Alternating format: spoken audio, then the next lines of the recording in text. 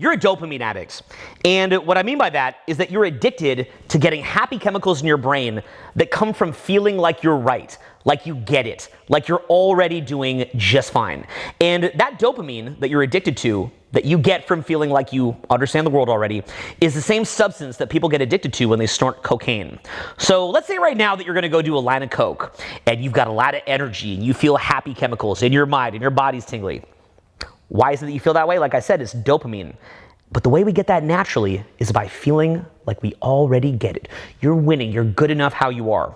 As a result of that, in the world, most people will fight to the death over maintaining their beliefs. People don't go to war over resources as much as they go to war over making sure that their beliefs are the right beliefs. Because if you take away their beliefs and show that their beliefs are wrong, you're taking away their dopamine. And they're basically going to war like a cocaine addict trying to get more cocaine. For that reason, most people will avoid getting any real feedback for most of their life. But guess what? In personal development circles, you usually get certain people that have had so much pain, they've lost so much dopamine, that loss of dopamine creates what's called an opening. What's an opening? An opening is when your dopamine has hit such a low level that you realize you're not going to get any more dopamine from your current set of beliefs. And what you'll start to do at that point is look for other ways of thinking. That's where I come in. I can't help somebody who's not willing to look at themselves in a different way. But if you are willing to look at yourself in a different way, that can be very powerful. That being the case, one of the most important things in your personal development is called feedback, continual, ongoing feedback. The thing that I spend more on than anything in the world is feedback for myself. I'm surrounded by experts every day of the year hammering me about how I'm wrong, about how I don't get it, poking holes, showing me where I could improve, nitpicking my videos, the way that I run my business, the way that I public speak, the way that I teach, the way that I go and meet people, the way that I do my operations, the way that I live my life. I'm being continually nitpicked by professionals. Doing this gives me a fighting chance because let's be honest, you become who you surround yourself with. And when you surround yourself with people that are average or below average and maybe a few people above your level, you'll pretty much tend to take on their unconscious beliefs, their patterns, their level of energy, the degree to which they're present to the moment, all of that, and you become just like them. That's why in personal development, the most important thing is that you seek out real feedback and you get yourself around people that are operating on a higher level and that will bring that type of elite, hidden, secret information to your doorstep because you've proven that you're somebody who's not in dopamine preservation mode, but you're proving that you've had the realization, very simply, that you'll get even more happy chemicals, you'll get even more dopamine if your life starts to get better. Now, I congratulate you because if you're watching a video like this, you're a very rare person and you're a special person. Show this video to almost anybody and they'll nitpick everything about it, except the things they're gonna be nitpicking will be things that are completely random and have no real effect. Why? Again, it's all about preserving dopamine. And funny enough, even in saying that, once you start seeing the world through this lens, you're gonna see an entire society of people doing this, and it's one of the funniest things in the world. Are you doing it? Are you ready to get feedback? If you are, that's what this new 4-day program is about. It's about getting you the feedback that you need at a very powerful level and just kind of smacking you awake. So I'm very excited to get you surrounded with the right feedback. And so what we're gonna do right now is go into a preview of the new upcoming self-development event. And I'm really excited to meet you in person. Really what you need to do is come and sign up. But as we await meeting in person and working together in person at the event, what we'll do right now is go into a video that covers the theme. And the basic theme is feedback. Now remember that when we meet in person, it's not going to be me doing seminars. Here I'm going to be doing a seminar. In person, we're going to be doing primarily exercises. We're going to be working. This is the me show. At the event, it's going to be the you show. But I'm so excited to be showing you this preview because what it's going to do is give you at least a sense of the theme of what you're going to be learning in this journey that we're going to have together. So lay back, watch this video, sign up for the event. I'll see you there. And in the meantime, just let this powerful information marinate. It's going to change your life.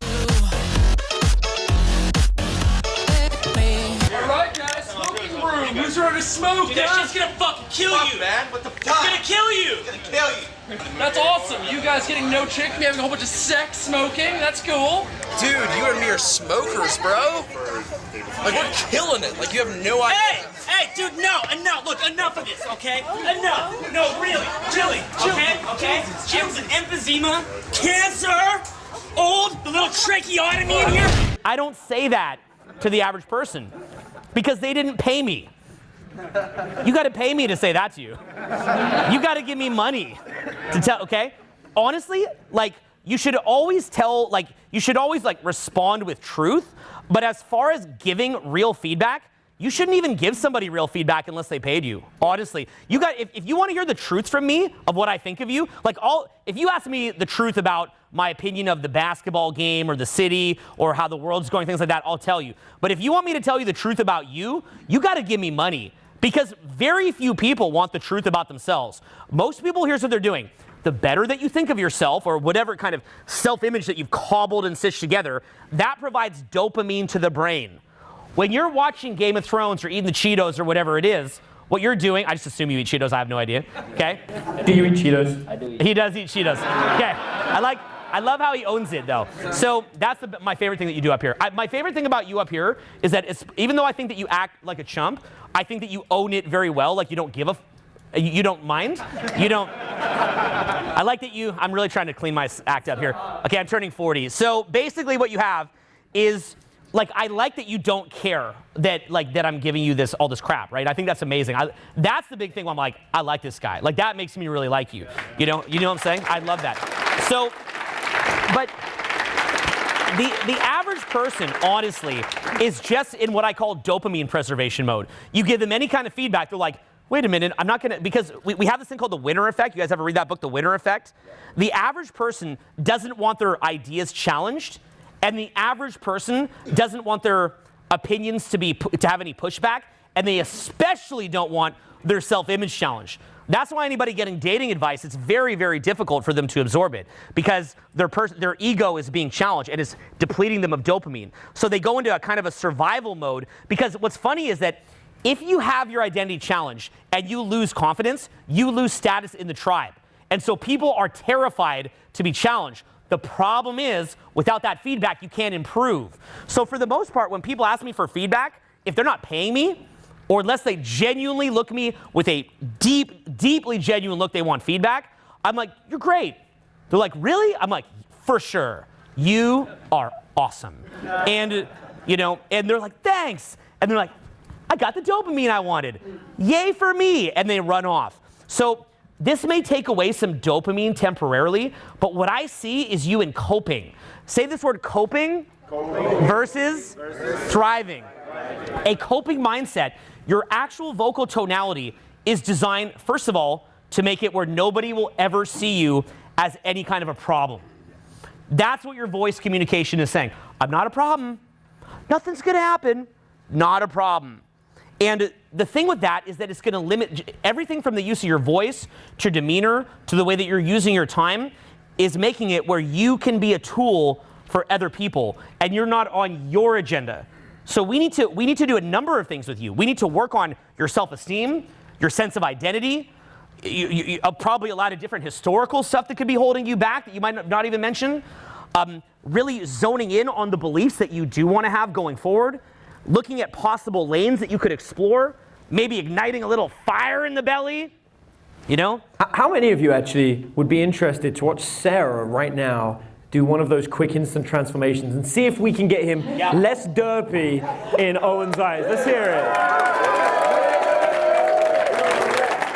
So this is one of those things, like, I came in there, how long do you guys think I've known Sarah? Raise your hand if you think you know. How long? 2 hours. 2 hours. Yeah, it's about right. It's about 2 hours. And one of the only things that I know about Sarah is I saw her with that guy that came up earlier, and I saw him come up and be like, hey guys. And she was like, whoa, whoa, do this cool stuff. And suddenly he's like, hey, what's up? So I would love to see this guy go from derpy to amazing. And Owen's going to be the judge of success here. So Owen gets to choose, all right? No pressure, Sarah. No pressure. Okay, all right, you got this? Pressure. All right, perfect. Here's the mic, man. Yeah, he's going to hold that. So again, you can get to this point like many ways, guys. And for some people, it takes a little bit longer. For others, it's just instant.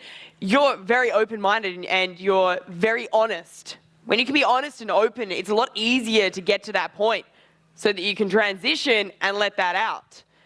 And so, Yeah, that's his one big asset that he has. He's super chill about this whole thing. Some guys, you bring them up here like this, and their dopamine is just flooding out of their brain, and they look like they're about to collapse like a house of cards. I can see that you can take it, so I'm being more honest. A lot of people, I can't be this honest. I'm just like, yeah, but you're super great. And in my mind, I'm like, yeah, I like you because you took my program, and you're a human, and I just like people in general, but your life's gonna suck. I'm like, man, like no one ever tells you how bad your life's gonna suck. Your life's gonna suck super bad with the trajectory that you're on right now. But that's what's cool. We can do an intervention. She's helping you right now. Like your friends and family don't tell you this stuff. I mentioned this earlier when I was talking. You don't get this.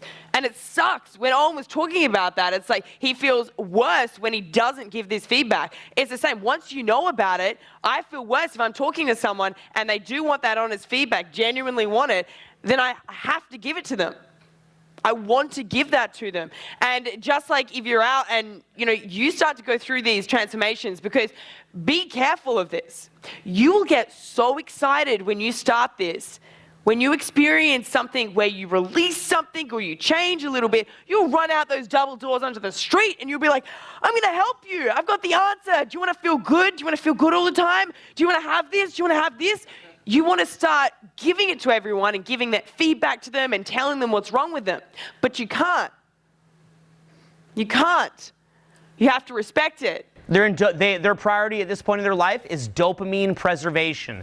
If you're here, it means there's what's called an opening. Say that word, an opening. So here's how the opening happens. Yeah, here's how the opening happens. You'll get to a point where you're getting more discomfort from staying in your current situation than the discomfort of the dopamine loss by having your ego mess with.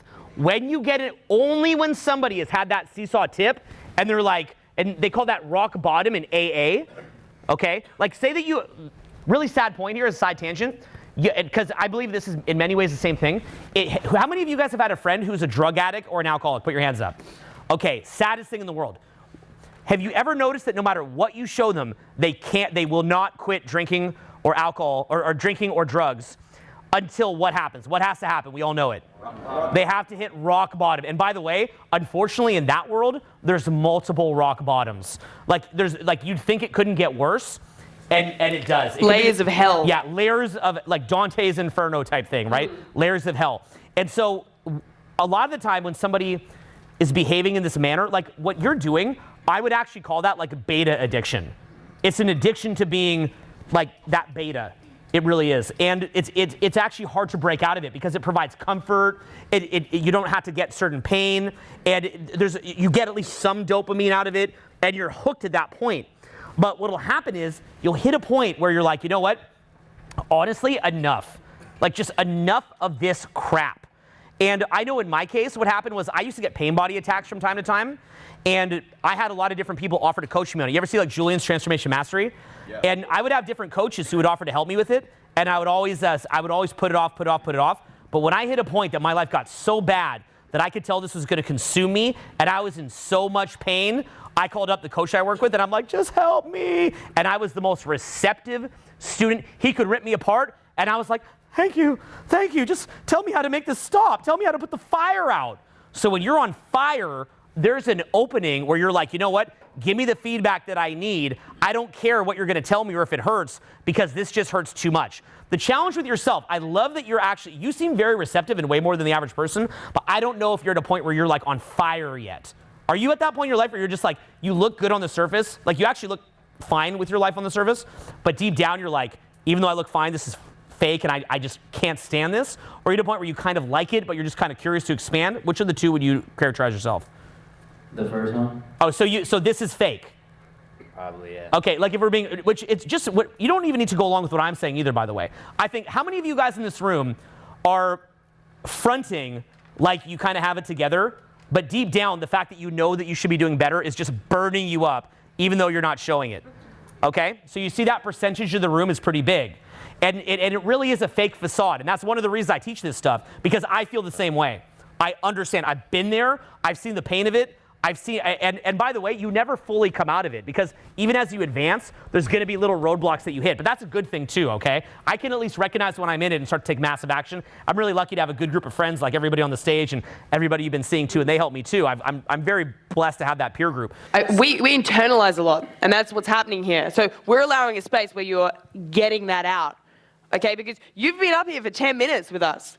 You've taken a lot. You've listened to a lot. You're like, whoa, this is stuff that you know when you're standing in front of the mirror. You know the real version. Everyone raise their hand then because we all have it. We know that deep down we're feeling that, but we don't show that out to the world. But you've just had the privilege to get all of that feedback, and now, right now, you're internalizing all of it.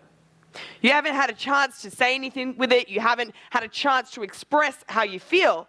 So what I want you to do is to tell us exactly what it feels like. Tell us exactly what everyone in this audience just had a thought. You just raised your hand like that when Owen said, which version, what is it, how are you feeling?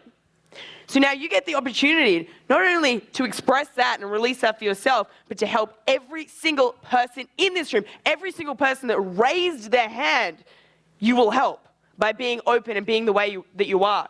Now, the very first thing that I'm going to do is take that chewy, or that gum, out of your mouth, because again, that is something that prevents you. It's this coping thing. You're like,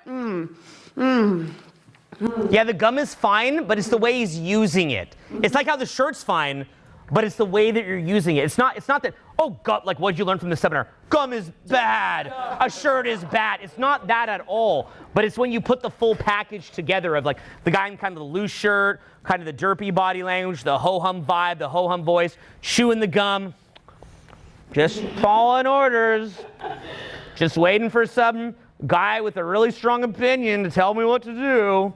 And we got to break that. We have to wake him up. So share what that feeling was. Remember, let's just take it back a little bit. Everyone raise their hand then. What was the thought? Because I know there was a thought that instantly came in, and you know the version of yourself.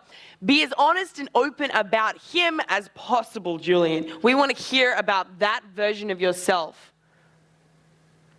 Well, I guess being up here, I feel attacked a little. Yeah, I definitely feel attacked. Like, Do you feel a loss of dopamine? oh, definitely. I was up here and I was really pumped, and then I backed up. He's like, I'm getting the road. Like, oh, I was like, damn. You know, they really hit me with some points that I even told myself. But This is me being nicer than what I'd really want to say to you. you can get meaner, apparently. No, I mean, I'm at about a 4 out of 10 of what I would want to say to you. Ooh. 4 to 5 out of 10, yeah. You know, I mean, you got about like, I mean, again, like, if you don't make a really concerted effort to fix this, I would just ask you guys to look around at the world around you I mean, you're at 22, look at anybody who you see that's 40 and say to yourself, would you want to be in their body, have their partner, live their life, have their vibe? What percentage of people that you see at 40 would you want to be them? 21. Yeah, I would be like Derek. Well, let me put it to you this way. What trajectory are you on right now that's categorically different than winding up like that? Again, it's too cocky. You've got to be fighting against that proactively. Okay, for all these crazy threats that we see in the news of all this bad stuff that's going to happen, what are the big killers that they rarely bring up? What kills everybody? Heart disease, cancer, obesity, suicide some, but the really high numbers I think is stroke, diabetes, self-imposed diabetes, a lot of that too. Yeah, but we rarely talk about those things. If you don't make a proactive effort not to die from heart disease or cancer, it's going to get you. And to be fair, it could get me, it could get anybody. But even if in 30 years from now I got knocked off by one of those things, because hey man, I mean it is the most common thing, it doesn't mean that what I'm saying wouldn't still be accurate. Which is that if you're on a trajectory that most other people are on, you're going to get similar results. So you have to be proactively providing resistance against that lowest common denominator or the norm that you want to avoid, because I don't think most of us here want the norm. Again, most people that I meet on the street are in the norm. I'm like, oh, rock on, the norm. The baseball game of barbecues, that's the peak of life. Do it. And I'm completely happy for them because they don't have an opening. You see that? If you guys are here because there's an opening. If somebody's watching a video like this online, there's a possible opening. Here's why I say that. Think of everything that they could be watching online, right? If they're choosing to watch some niche upon niche upon niche upon niche content like this, that's somebody with a very powerful opening. So that means that there's a real chance for transformation. But notice she gets you to take out the gum. It's also, the biggest thing I would change in you is that tone in your voice and the way that it reflects what's going on in your body. And it's this kind of, hey, yeah, okay. A lot of smaller towns have that. They try to out-humble each other. Because if anybody gets too cocky in the small town, what do they call it? Like a douchebag, or I don't know. What do you call someone in a small town? Yeah, the tall poppy or whatever it is, right? Loud or expressive. One of the reasons, calm down a little bit. yeah, one of the reasons I knew that I want to live in LA or New York was I like it that people there are kind of dicks. I felt that was a good thing. Many of them are like, I like it when I'm hanging out with somebody who makes 50 times more money than me and looks at me like a complete clown. That helps me. I'm like, oh, that's what's normal. I had an old roommate. We wound up sharing a mansion together just because we do parties. And his Christmas lights were $50,000. What do you think that does to my mind when I'm like, oh, so to get Christmas lights is 50 grand? I wanted that feel. I'm like, man, I can't blow 50 grand on Christmas lights. But it made that normal to me. It confronted me because I'm looking at him. I'm going, we're around the same intelligence level, both just smart guys. You know, we'd be smarter in some areas than others, each of us. But why does he have 50 grand to blow on Christmas lights and I don't? And it just starts confronting me. It makes a new normal for me, right? And so I'm not afraid of that. I'm not viewing him like a douchebag. I'm viewing him as super cool and inspirational. Do you guys know Tai Lopez? Yeah. I feel like I can honestly tell what frame of mind somebody's in when they watch Ty's Instagram story or Snapchat story and what they say about it. If they watch it and they get triggered, they're like, oh, he's just there. He's with the girls, the mansion. He's a douche. What a douche. I'm like, okay, you're in coping. It burns you up that he's doing that. You could be doing what he's doing. You're not, and that's burning you up. Versus if they watch it, they're like, man, that guy really knows how to build a fun life. He's having a really fun life. I'm like, okay, that guy has a chance to be great. Just by a simple question like that, because he's always flossing so hard in his, he's like on the front row. I mean, I gotta admit, even for me, I'm sometimes like, wow, man, like, he's got court seats at the Lakers, at the Knicks games. You guys know what that costs? Man, that's damn, dude. That's a lot of money. Like, just court seats for the Lakers, I think that's like $11,000 per seat.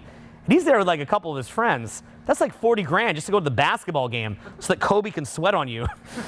So, and he'll just throw it down. So, but it's an eye-opener. Like, and this is the really big thing that Tai Lopez has that I think Tom Brady has, which is that Tom Brady, one of the reasons that he really pisses people off is because Tom Brady's not like Aaron Rodgers with that transcendent athletic ability. I mean, have you guys ever seen Tom Brady run when he runs the ball?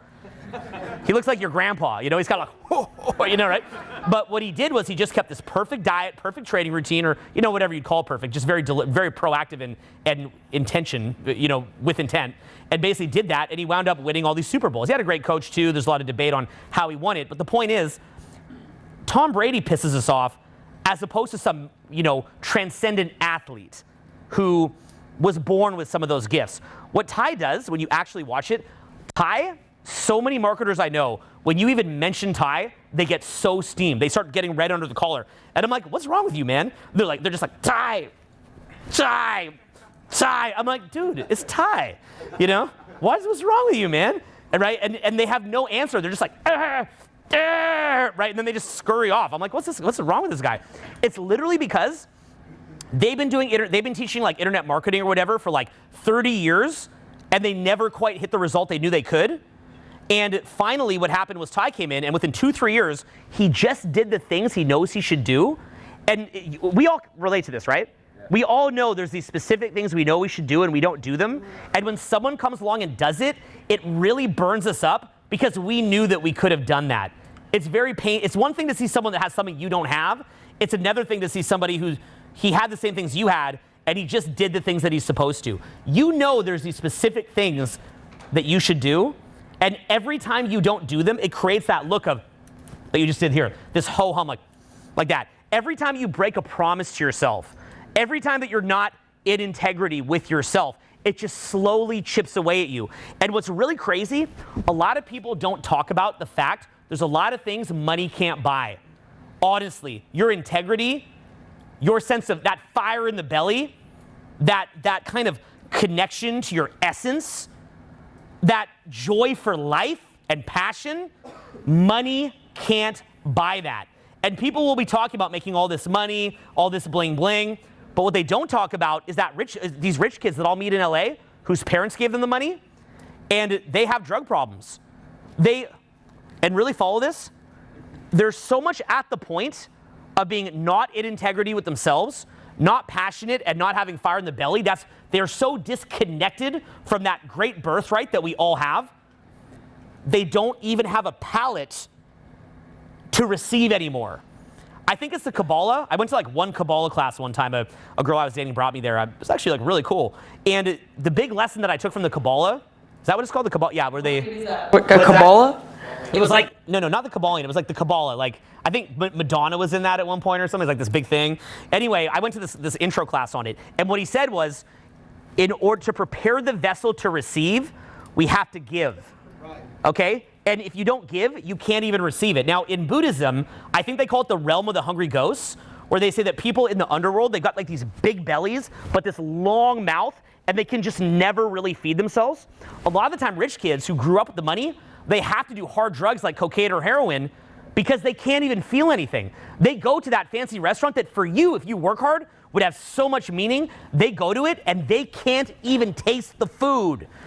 Some of these rock stars are like, man, it got really dark. You know, my security guard would have to wake me up after I did all this drugs. I'm like, man, most of us would give anything to live your life for one day. What made you feel the need to do massive amounts of drugs to cope with the pain? It's because they probably got put on by some corporation. Yeah, they had talent to a degree, of course they did, but a lot of their success is also from the corporate backing them. And what happens is they can't even receive all those great gifts. They get on crazy amounts of drugs. A lot of artists commit suicide, because once you start getting into heroin, I could like make a whole seminar on what I think that does. But anyway, the point is like, it just gets really freaking dark. So what you're dealing with here is a symptom that I'm talking about where you've broken promises to yourself. You've let other people probably tell you how to think. You've tried to fit in, just get in where you fit in. I'm just following orders, that kind of thing. And it slowly chips away at you until, remember I said that I was like at a 4 or 5 out of 10 of what I'd really say?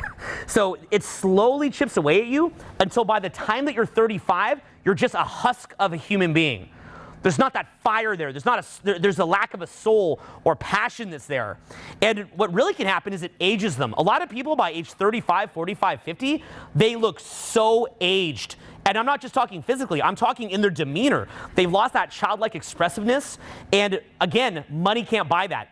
John Carlton, incredible marketing teacher, one thing he said that always stuck with me is one of the best marketing points that you can do as a marketer is you can market the idea of childlike joy, childlike abandon. Say that word, childlike abandon.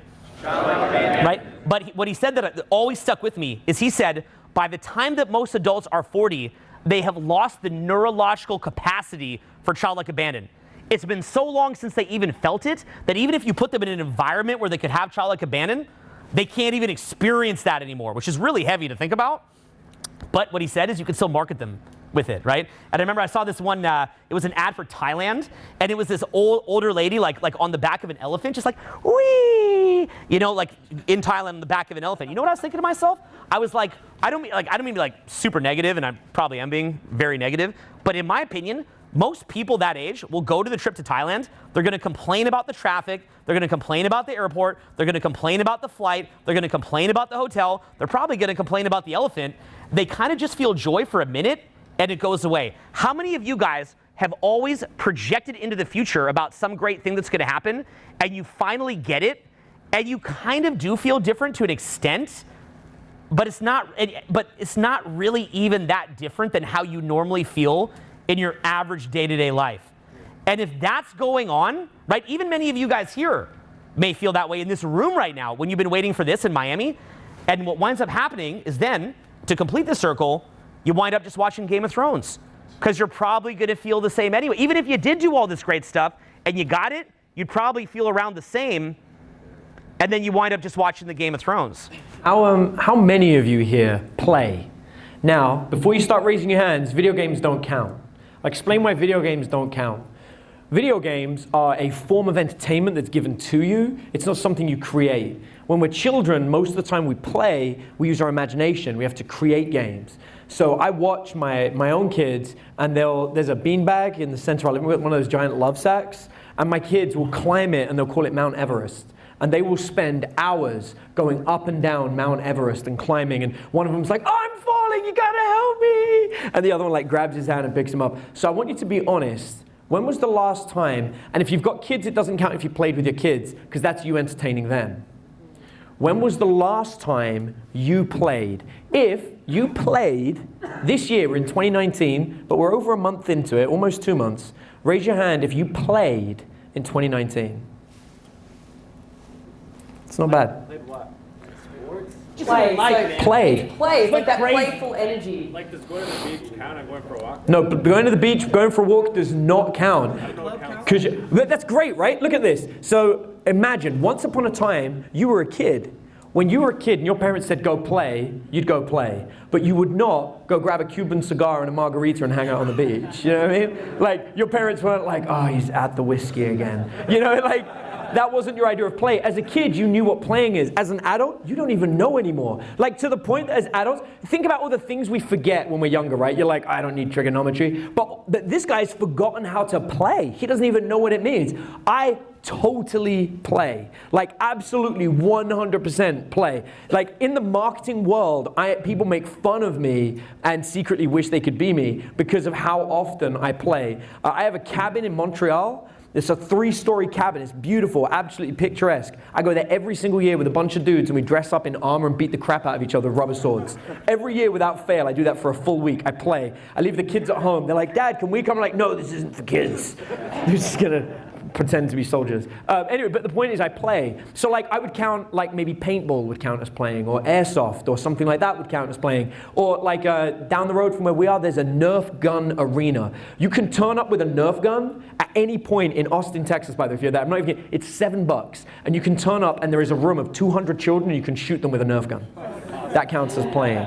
So play. So any of you guys that aren't playing, that's what's missing from this guy's life. Like, he doesn't play. I didn't even need to ask him. So who wants to see some play within him? Do you want to see that actually come out of him? I want to see that come out of you. Yeah, you want to see that come out of you. So the first step in actually because it's a skill. We actually have to relearn how to be kids. We have to relearn how to play.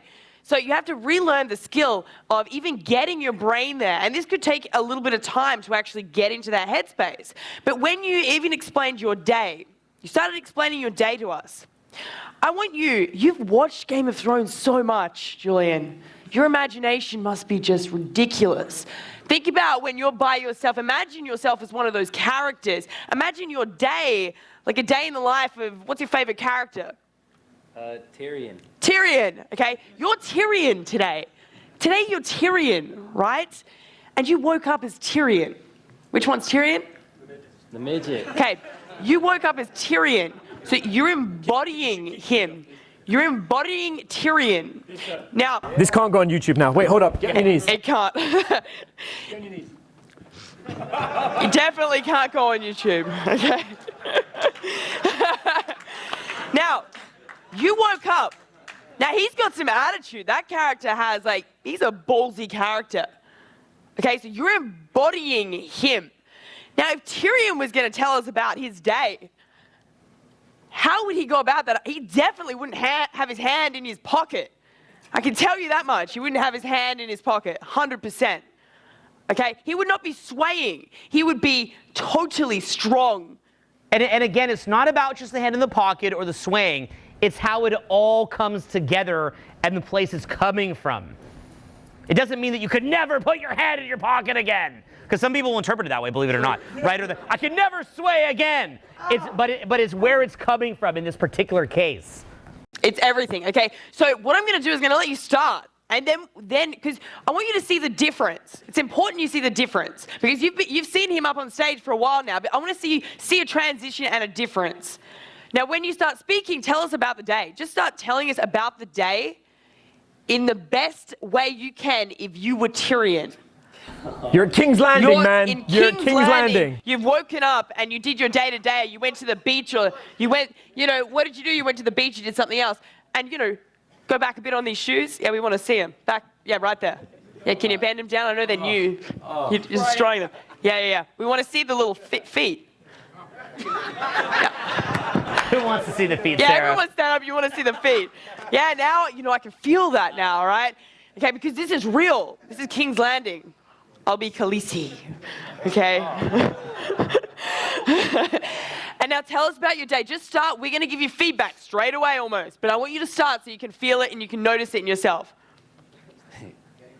You're Tyrion. Today I woke up and I decided... Wait. Look in the mirror. The mirror's right here. Right here. I am Tyrion. I am Tyrion. I am Tyrion. I am Tyrion. I am Tyrion. I am Tyrion. Believe it. I am Tyrion. I am Tyrion. Always be angry about it. I am Tyrion. I am Tyrion. I'm plotting to kill the entire kingdom. I'm plotting to kill the entire kingdom. I am plotting to kill the entire kingdom. Just my father, actually. Whoa! Dude, I drink and I know things. Say that again. Just my father. Just my father. Yeah. Yeah. Yeah. Yeah. Now tell us about your day as Tyrion. Today I woke up. Whoa. Whoa, can you see it? We can see it now, right? Hey guys, I'm just sitting in. I know Sarah asked me to do this, but I don't want any of you to worry with me with your sister. He's reverting back to it, all right? It's a habit. You will notice it. We just jump back. We go into it. Now, that's with help, right? I'm right here telling you, and you're repeating after me. So it makes it a lot easier, right? So when you get coaching, you might be like, yeah, I'm this new person. I'm feeling it. And then immediately you go back to it, and you forget everything you just heard.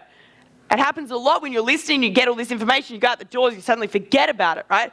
So when I'm right here and I go, I am Tyrion. I am Tyrion. I am Tyrion. I am Tyrion. I'm plotting to kill my father. I'm plotting to kill my father. Now talk about your day. I got my ass up today. No, same tone. Same tone. Everything's the same. I got up this morning. I got up this morning. I want to try to do the accent. I got up this morning. Yeah. Took a cold fucking shower. Yeah. And I got my ass up. And I strolled Miami. Tyrion doesn't stroll Miami, man. Okay? When we're talking about play, as a kid, right? When we're talking about these games, when we're talking about play, they don't half-ass it. They're not like, oh yeah, I'll kind of be Tyrion. Not that I think kids would be pretending to be Tyrion, but okay, maybe something else. But when they do it, I remember as a kid playing, teenagers. We were like 12 and we'd be like, yeah, we pretend to be teenagers or pretend to be adults. And so you'd fully do it. You do the whole thing, the mannerisms of how you interpreted them, okay? So Tyrion, you're getting there, you're super close, but you need to commit. If you 50% commit to something, guys, you will jump back so quickly to your normal habits. It'll feel like a little blink in your lifetime that you were in that amazing feeling of stepping out of it. And this is what's happening. This is what we're seeing right now. Everyone does this. So again, stay in that character and keep the voice. Keep the Tyrion voice. And if you're going to say, I strolled Miami, I got up and I strolled. You can still use your language. I strolled Miami. I looked every person in the eye when I walked down that beach. And I went up to each of them and I looked them in the eyes. And I said, do you want to play volleyball?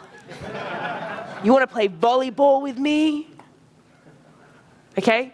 Whatever you did, it doesn't matter whether it's today, but you're Tyrion. Go for it, man. Give him a fucking pump him up. Do you want to walk around? Yeah.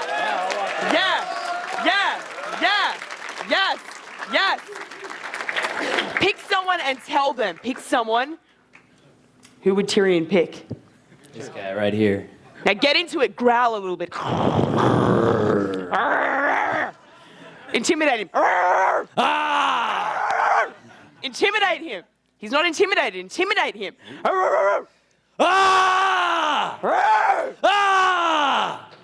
Then start. Growl and then start. Do it. Look him in the eyes. Look him in the eyes.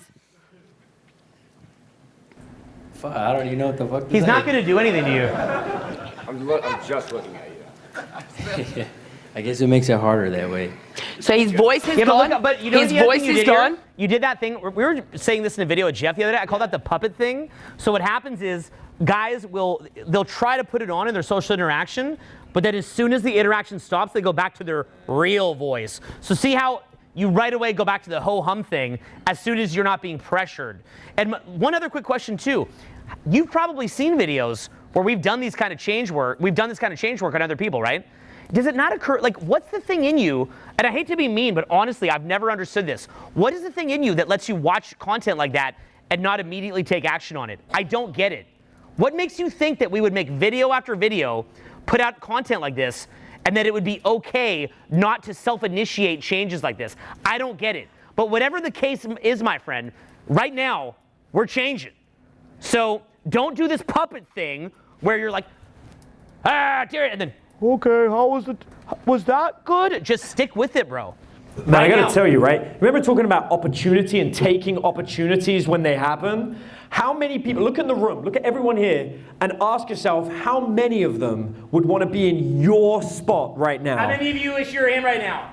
For sure. Right? Everyone. So, Remember, you're helping them. the Breaking out is helping them. The financial worth that you're getting here from the three of us is easily over 10 grand. Easily. If somebody else in this room wanted to duplicate this right now, you basically won a $10,000 gift. So this girl, she has a 6-week program, a full transformation that she works with people that's $1,000 just to get that full transformation. If me and this guy weren't here right now, at least that alone, that's what you're getting. And instead of taking that gift, if I came up to you and said, hey, do you want 10 grand or do you want $1,000 right now? What would you say? Fuck yeah. Okay, would you want it bad enough? Yeah, you're that you'd getting it actually- now. Yeah, that you'd actually do something about it? Because the only thing you have to do to take that 10, 12 grand or whatever of training is do the thing they're telling you to do. It's also misweighting bias, bro. You're weighting, like, in your mind, you're weighting more importance on, like, staying in your beta shell than you are in the opportunity of really changing. So you've got to see reality as it is. Don't be in derp reality of just sort of like, oh, now they're telling me to do this. Like, you got to wake up, man, okay? Just say the word wake up. Wake up. Okay, wake up. Wake up. Wake up. Wake up. Wake up. Wake up. Okay. Tell these guys, wake up. Wake up. Wake Wake up. Wake up. Run to this guy, tell him to wake up. Wake up. Great. Step back, look, you do it, you're like committed, and then you pull back. Childlike there, too. That Yeah. was a big smile. Yeah. Again, someone else. Yay! Go again. Another do it one, again. and another one. Wake up. Wake up. Angry Tyrion voice. Wake up. Julian, commit. Wake up. Yes. Tell me to wake up. Wake up. Get angry, tell me to wake up. Wake up. Wake up. Wake up. Wake up. Wake up. Wake up. Wake up. Wake up. Wake up. Yes. Yes. Yes. Can you feel that energy? It's intense. Can you feel it? What does it feel like right now? What is it? It's like a volcano almost. Volcano. Don't stop. Volcano. Volcano. You went back. Wake up. Look at me. Wake up. Wake up. Volcano. Volcano. Volcano. Volcano. The energy. That's within you. That is within you. That's the energy. Tell us about your day. I fucking got up this morning. I took a cold ass shower. Yeah, you took a I took a cold-ass stroll. I looked everybody in the eye. Everybody in the eye. Today. Volcano. Volcano. I woke up, I looked everybody in the eye, I went down to the beach, I wanted to check out some honeys. That's what I was doing. I went to the beach and I wanted to check out some honeys, all right? Yeah. That's what I did today. Want to check out some honeys? Yes. Some Yeah, they want to see it. Give it to them. Some Give it to bitches, them. yes. Yeah, they want to hear it. I went today to the beach.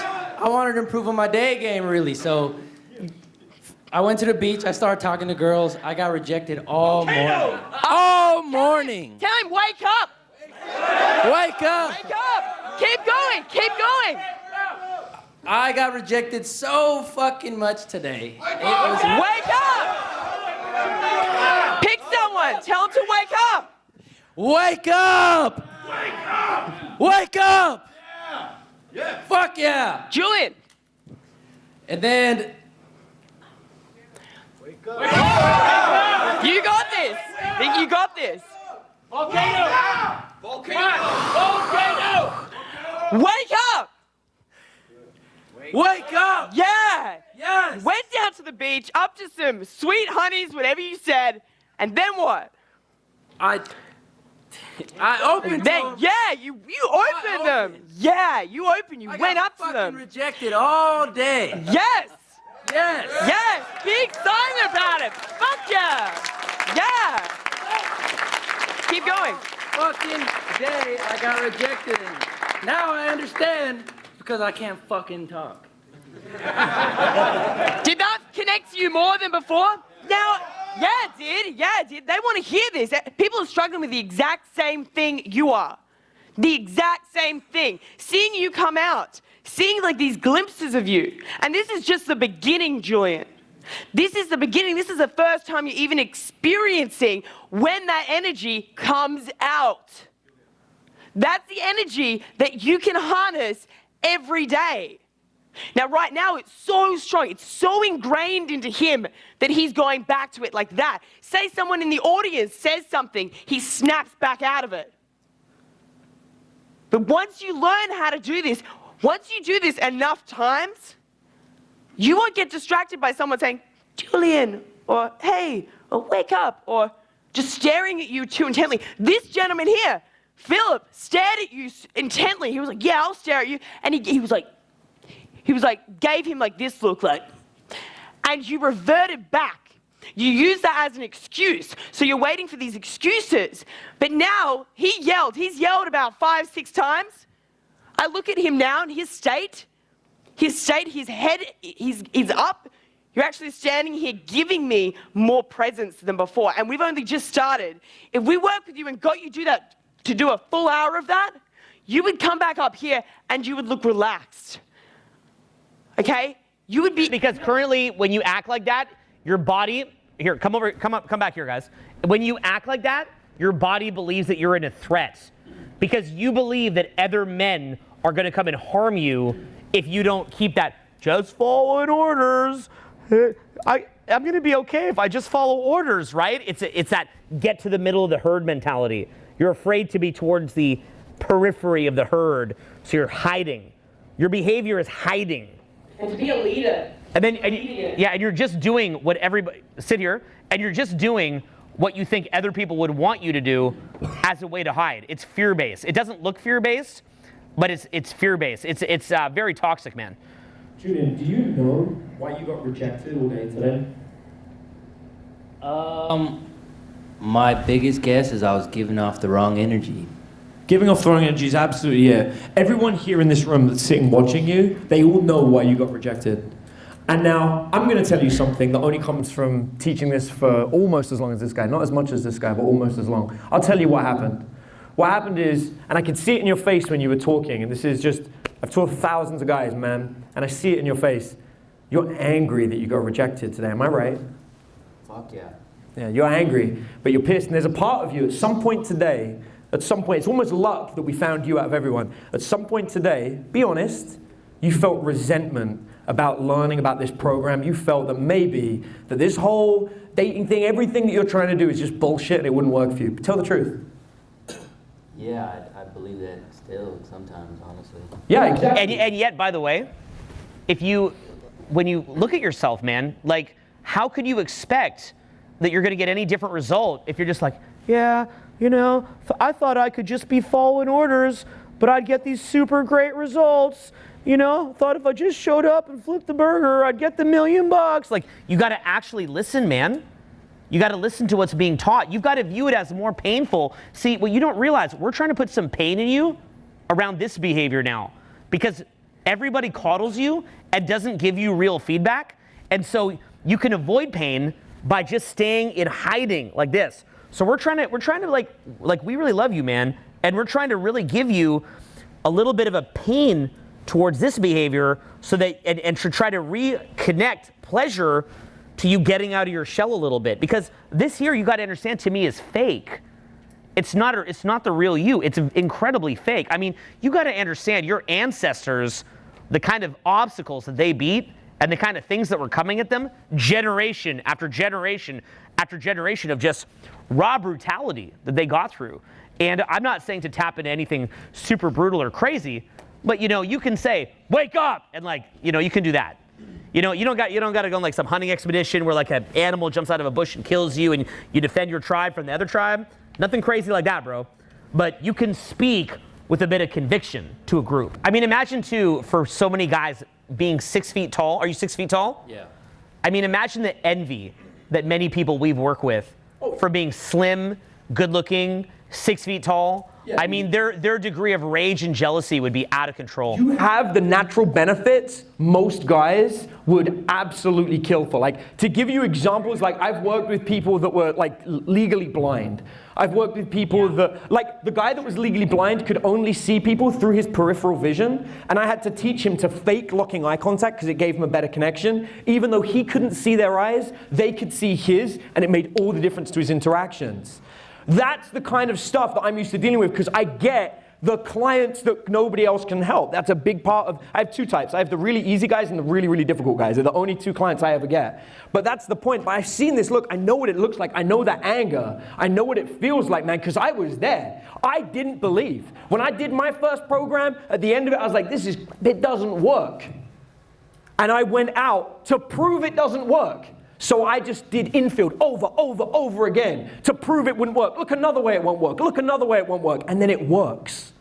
And what I'm saying is the reason you failed today, you're like, energy? It is energy. The reason you failed is because you wouldn't scream, wake up. The reason you failed is because when someone's got a choice of talking to a guy who's sitting there and, Owen does the impression better than me, but like the dopey, like that guy, like no one wants to hang out with that guy. But the guy that's going around and having fun, screaming at people and getting them to wake up, that's the guy people want. And what what's sad about it too is like, that guy who's going around being extroverted could actually be a complete dick who's in a very win-lose frame, but that guy will get more good feedback. You might actually be in a very, let me ask honest question. Are you somebody who really cares about people and wants the best for the world? So? Okay, I love the honesty. No, I love that. I love the honesty. But really, there's a lot of very well-intentioned people, just the salt of the earth. But if they can't fix this, they wind up getting the worst social feedback, whereas a lot of guys that are, frankly, a little bit more sociopathic, they're just like, I know that this will work, so I'll just do it. And they just do it, and then everybody gives them all these props. And I think the other point that you brought up that I really appreciate, by the way, was a lot of people would see someone like yourself, and they say, oh, he's just a sweet little guy. Just leave him alone. Just leave him as he is. People will tell you to say like this, and this makes me so sick to my stomach. Like, you can see me up here, like, if you watch a video of this, like, I look kind of pissed off. And the reason why is because it makes me sick thinking the encouragement that you've had to say like this, it is completely manipulative and, in my view, horribly evil that people are encouraging you to say like this because they're encouraging you to say like this for their agenda. Because they just want him to say the exact same to be exploited. And it really burns me up because I feel like I was on the receiving end of that, where I feel like I lost decades of my life with that kind of feedback. I tried to become this super version of the guy just following orders, and it's very painful. And a lot of people would see him and they go, oh, he's fine. I see a ticking time. Okay, I'll leave that out. But honestly, I don't trust it. The just following orders people, frankly, frighten me. And the people that are kind of in this beta thing, they scare me because they're not even, first of all, they're susceptible to being told to do things that can harm. And second of all, they're not in alignment with themselves. And as you said, Adam, the rage is stacking up. That's what I'm seeing in this guy. And like I said, I dealt with these students so many times before I see it a mile off. I know why he didn't come in for one of the days. Without even talking to this guy, he didn't come in for one of the days because he stopped believing. He stopped believing that it would work. Not looking at the fact that the reason it isn't working is because you're not putting the time in. And instead, it didn't magically transform me when I went into that room. In fact, what we had to do was bring you up and give you $12,000 worth of coaching to give you that actual personal attention for you to even start realizing that the real problem, the real missing piece was you. And what I want to do is I want to show you that rage that everyone gets built. How many of you have this rage building about anything? Raise your hand, right?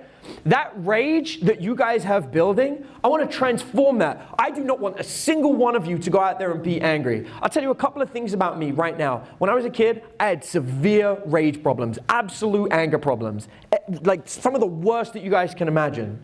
Number two, I'm a complete pacifist. I don't believe in fighting. I don't like fighting. I don't like hurting everyone. Number three, I've been studying martial arts since I was 7 years old, and with a bladed weapon, there's very few people in this room that could take me out, even if it was 2-on-1. I never knew that. That's awesome. Yeah, it's actually funny that. Yeah, there's a famous marketing guy. I don't know his name is, but he's a good buddy of mine, and he bought himself some sticks, and he kept them in his office, and he's like, I like it because no one wants to mess with me. Like in my office, like, I've got these two, and basically he had Kali sticks. If you guys know what they are for Eskrima, and so he's holding these two sticks. He's like, yeah. He's like, come on, Adam, would you mess with me if I had these? I was like, dude, I could take them out of your hand in about 30 seconds, beat the crap out of you with them. And he's like, what? And I just take them off him, and I'm like, and he's like, oh damn, man. And he's like, oh, that's really scary. But the point is, I don't brag about it. I don't make a big deal of it because I am a pacifist. I don't like having to do with it.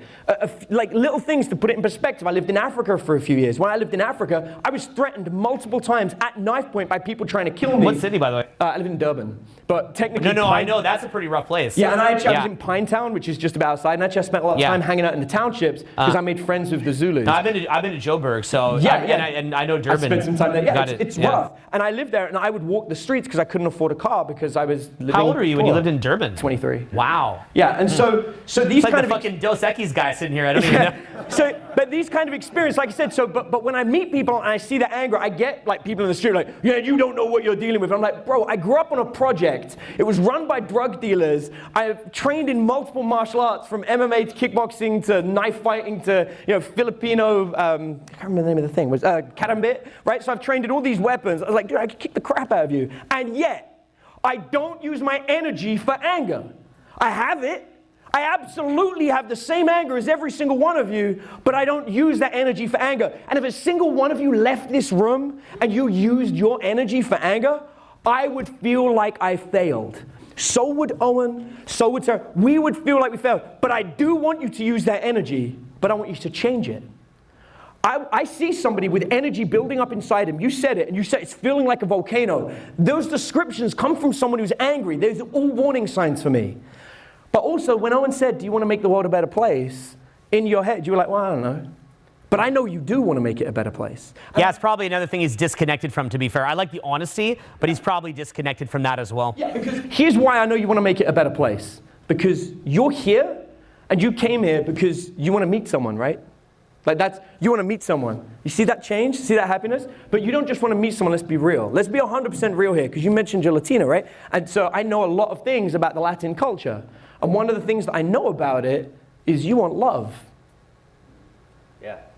Right? That's what it's about, man. And when you get that love, when you get that person, you would want the best for the world. The moment you're creating this like dark, small, cramped space, which is your life, okay? You're getting smaller and smaller, and it's getting darker and darker. So yeah, the idea of the world burning sounds pretty cool because you're getting smaller in your thinking. Once you get to an expansive way, and yes, sometimes you have to actually get to the point of meeting that person that re-sparks it out of you. So I want to ask you something. This love of your life, she doesn't exist yet, you haven't met her yet. But let's just imagine that she's Miss Perfect. Like she's got that, bubble butt and, let's just imagine this, like she's your ideal girl. I know you want a bubble butt, right? Right, everyone wants a bubble butt. Oh yeah. Right? So I want you to imagine that girl. Now I want you to be true, 100% true. This guy, do we agree this guy is honest? Yeah? This is an honest guy. You know who you are today, right now? Do you want your ideal woman to go out with someone like you are today? Fuck no. No. You see that? That right there is where your issue lies. You are not... Yeah, and by the way, to be clear, would you have felt that way before we kind of browbeated you up on the front here? Or, like, if we had asked you at the start, would you have said yes? Or have we kind of messed with your head a bit here, too? Yeah. I got to know this. I'm, like, throwed off right now. Okay. Bombarded. So he's going to need probably a lot of concrete, implementable instructions as well. Would you have felt this way at the start or no? Probably, yeah. Okay, so you still would have felt that way even before we gave you a little bit of a hard time up here. Okay, so what he's trying to tell you is that you're going up and speaking and engaging with somebody who even you, on an intent level, hope that they leave for their sake, to some extent at least, or at least part of you. See, and on a Yes, no? Yes, no? I guess, yeah. Yes or no? Yes. Okay, all right. I just want to make sure, because I never want to corner you into like us telling you, again, because just followed orders. So if we're like, you wouldn't like you to meet that, you're like, no, sir, no. Right? I don't want you to do that either, okay? Yeah. So we do want to get real feedback from you here. Yeah. Don't let us push you into a... No, yeah. Okay, all right. Yeah, and I think, you know, I think I'm seeing someone here who, you know, from a selfish level, obviously you want her now. You do want that. But at the same time, you feel that anger that builds up, and you know that that's not that great. And so when someone says to you, well, you know, what do you want for the world? There's that selfish side of you that wants the girl and you're not getting it, so you're angry and you're lashing out. And that's understandable that someone would feel that way. But at the same time, you know you're not that ready.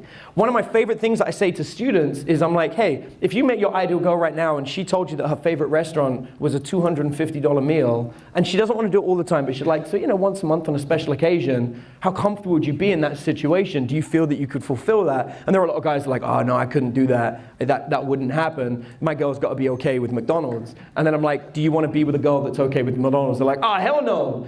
And we get the loop where what actually is the issue is nothing to do with the girl, it's to do with you, man. And so this is why I'm so glad, actually, that we picked you out of everyone, because I want everyone here watching this that's got that anger. That anger is what you use as energy to get you out the house. That's where it goes. You don't aim it at other people. It isn't for anyone else. Your emotions are yours. I have a great analogy I give someone. If someone stole your favorite pair of shoes and they walked off with them, how would you feel about that? Who here would be angry? Raise your hand. Absolutely mad, right? Put your hands down. How would the shoes feel about it?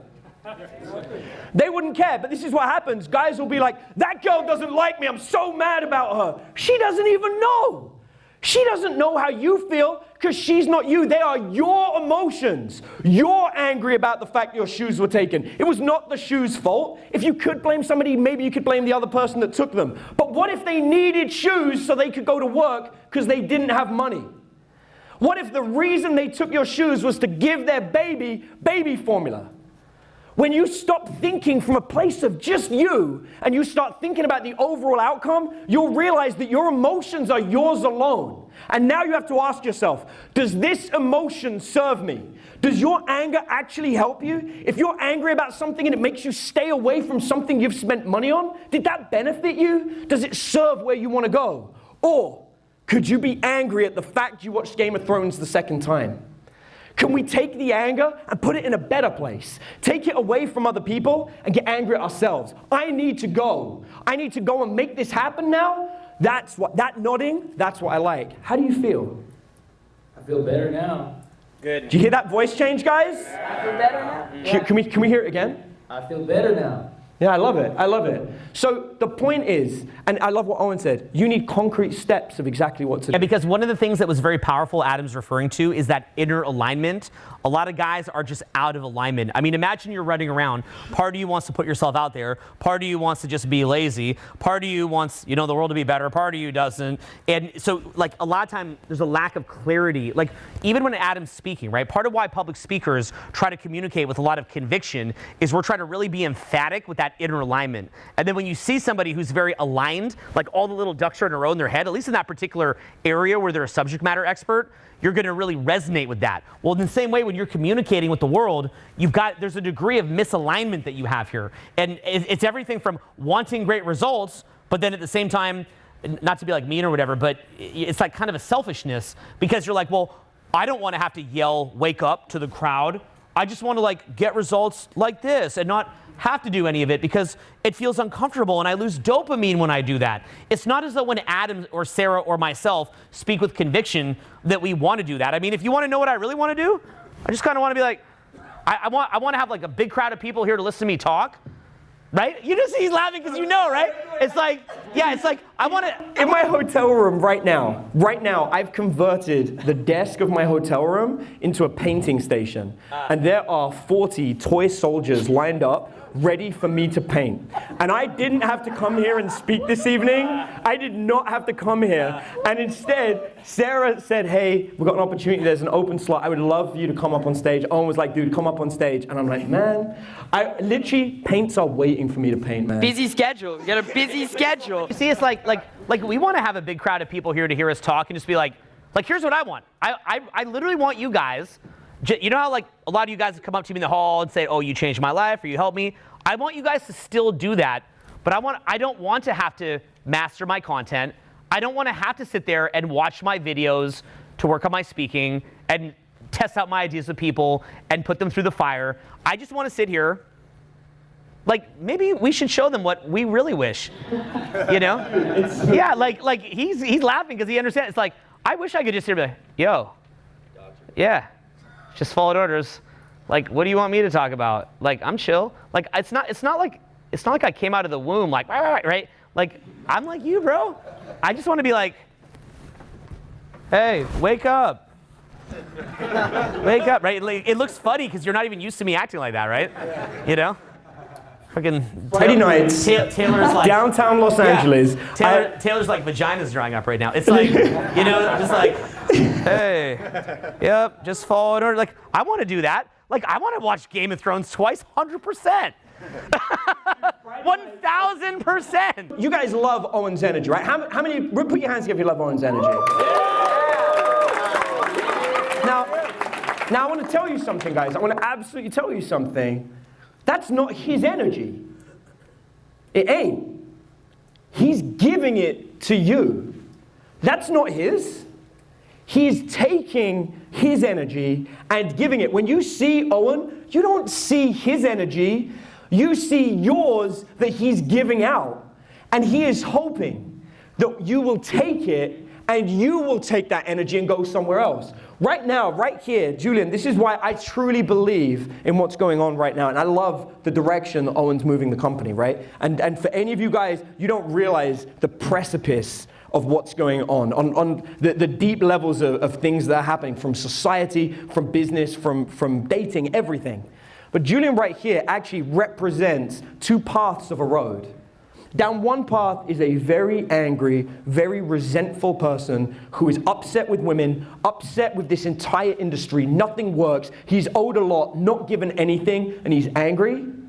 And the other side, the other path, the path that just a moment ago he said he didn't really care about, which is actually the one that I know he cares about the most, is the perfect woman with the bubble butt, is the love of his life, kids. Because I know that your mom won't let you not have kids, not right? seeing the world, man. Yeah, that world creates happy children who grow up in a happy, loving family, who then go on and change the world themselves. Look at this guy's face. You seen him smile like that? Yeah. Now tell me you don't want to change the world for the better.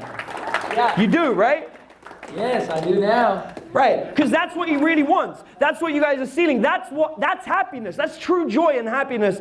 And it comes from, we're full circle now. It comes from the fact the real issue was you watched the second season of Game of Thrones, or you watched it twice.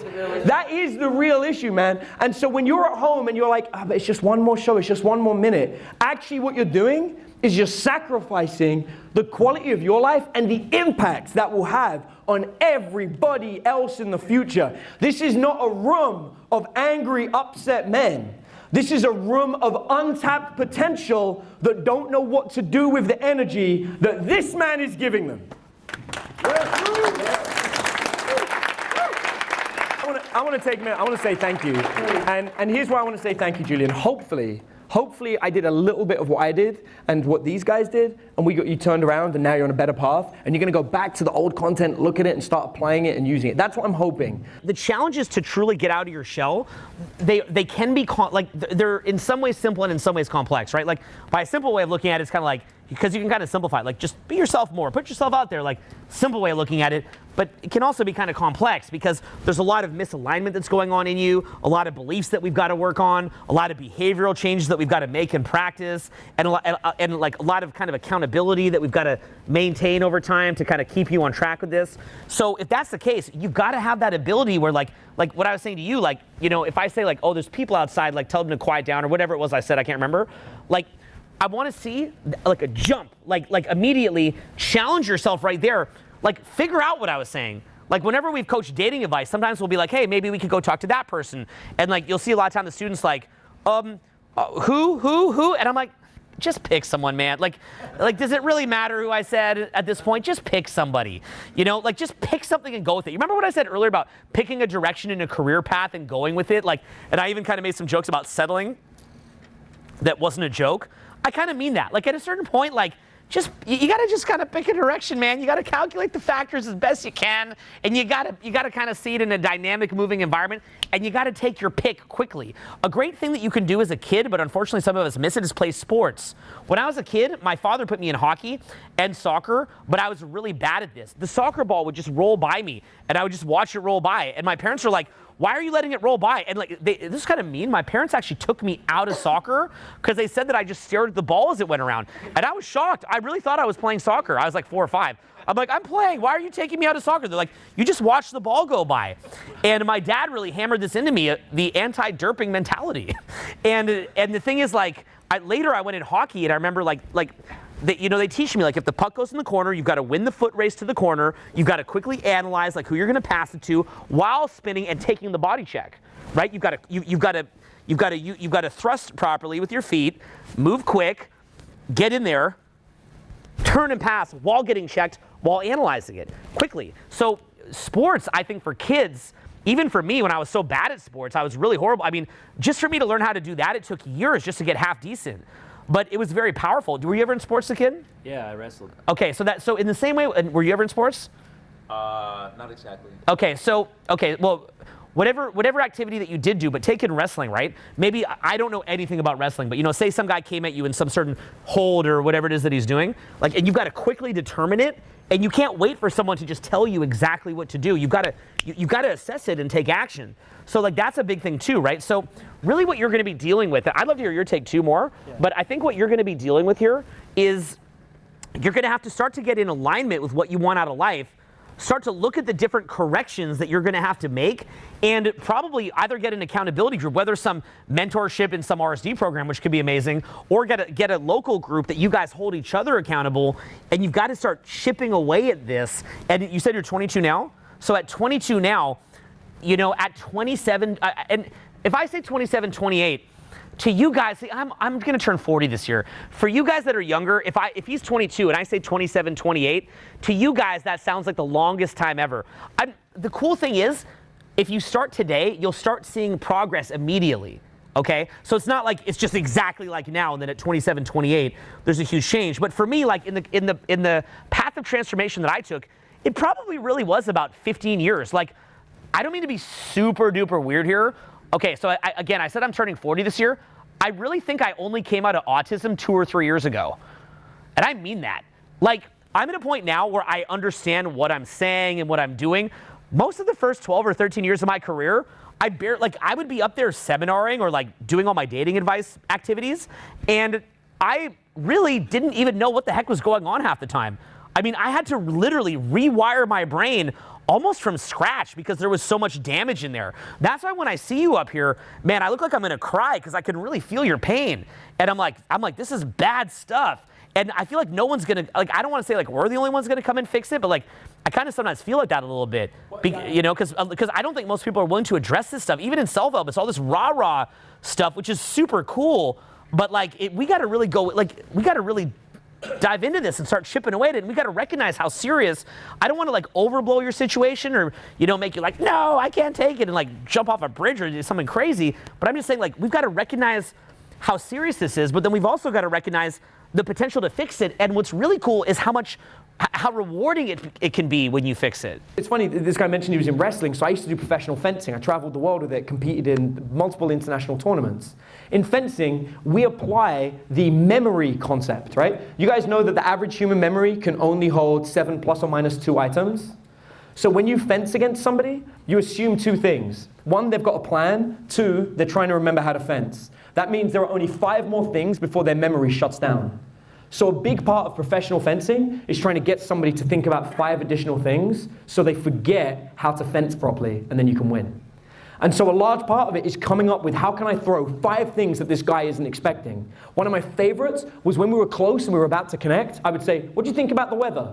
And they go, huh? Pow, derp trigger. And that's what you want to do, right? You want to make that wake up inside them, say, don't know what to do. Derp trigger? Well, I do now. That's funny. Yeah. Derp trigger on somebody to confuse them and fluster them. Yeah, right. And that's how you'd win a lot of tournaments. So what's happening with you and what happened with you is someone threw a derp trigger at you just because there was so much going on, your brain couldn't compute and you didn't know what to do. And instead, you want to just shift. When somebody throws a derp trigger at you, you want to rely on the basics. And the best basics is exactly what Owen said, which is just jump, just do the thing. When it comes down to it, just do the thing. If someone tries to derp trigger me, I'm just going to hit them. I'll work it out in a fencing fight, not in a normal fight, not in a normal situation. But if I'm in a competition and someone tries to derp trigger, I'm like, oh, hit! Like, hopefully that worked, right? Because that's not what they're expecting. Because they're like, I'm going to derp trigger and then hit him. And he's like, I got hit instead. Same thing. When Owen's like, yo, do this. And it doesn't matter if it's Owen. If anyone says to you, hey, I need this to happen. You're like, I'll go solve it. And in the time where you're walking to go and solve it, your brain will then start solving it. You know, that's the moment to do it. I really want you guys to be aware, like for myself growing up, this was my single biggest challenge.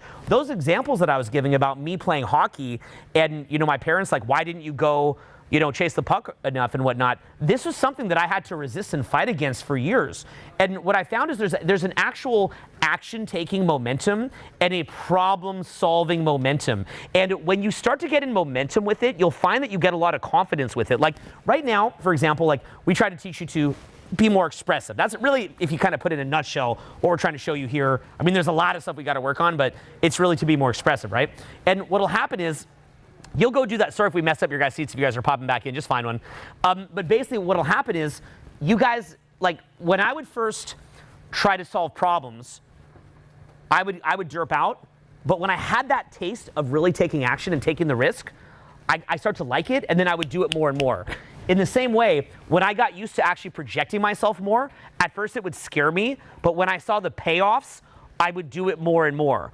I mean, same thing, you know, Adam mentioned getting coaching. It's funny because, you know, you're here and, you know, we talk about coaching. I understand you might have mixed feelings with that. But honestly, when I started getting coaches, it would scare me at first because I didn't know if it would actually pay off. And then when it did, I did more and more. I mean, even reading for me, I actually was a voracious reader growing up. And then for a number of, funny enough, check this out. When I went to college, I actually kind of stopped reading. Isn't that funny? Because I viewed it as a chore. I used to love reading growing up. Then I went to college and it kind of took the fun out of it for me. So I had a couple years even after college I didn't read that much. And then to reinitiate my momentum with reading and self-education, I read Atlas Shrugged by Ayn Rand, right? And then later The Fountainhead. I think it took me about almost half a year to read Atlas Shrugged and then The Fountainhead. It's kind of these like fictional stories that are sort of self-help related about taking personal responsibility and things like that.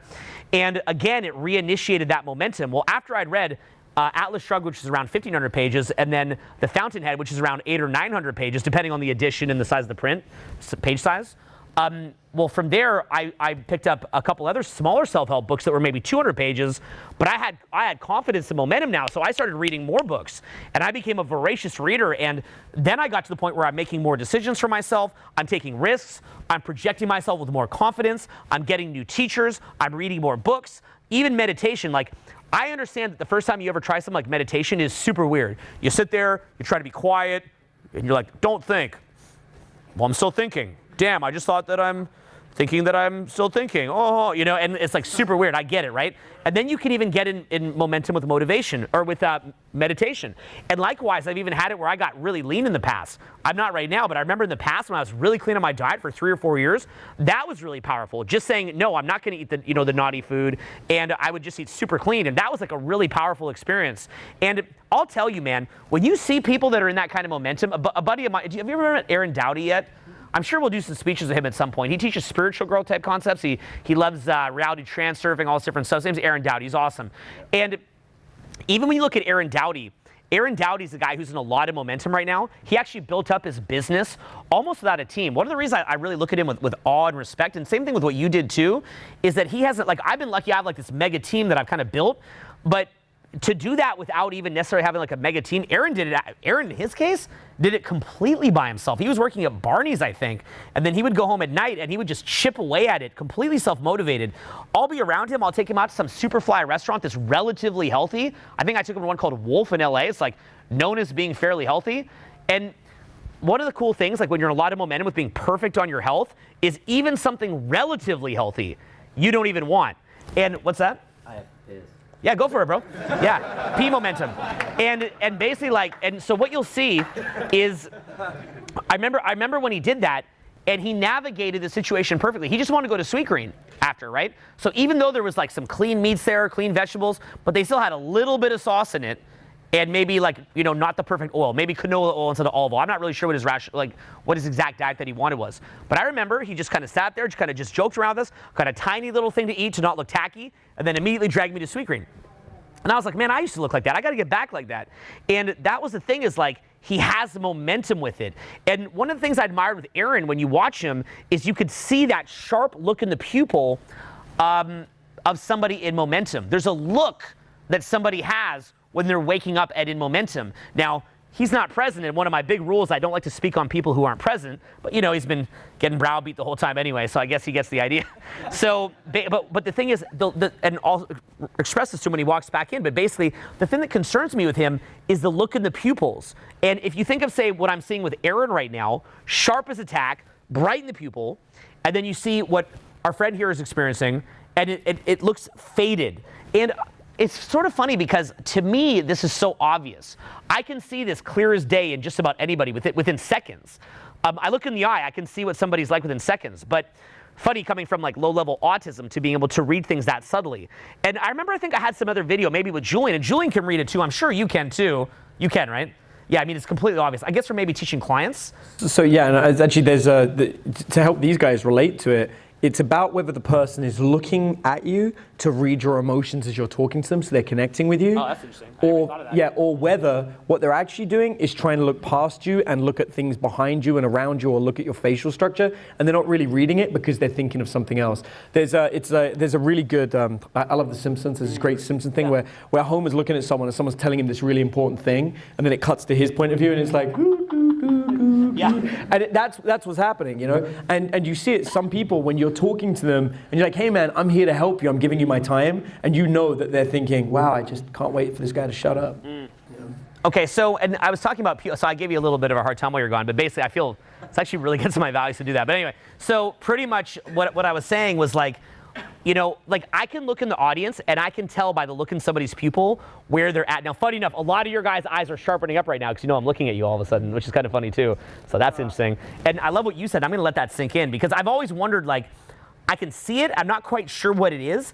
And I think that combined with like the kind of esoteric vibration aspect is probably a combo of those two things, or something of that effect, and maybe even to do with their food intake too. I'm not sure how aligned they are with their purpose, their presence. I think there's a bunch of, I think there's like a slew of things, but I think that one is huge, and I'm going to really ponder that.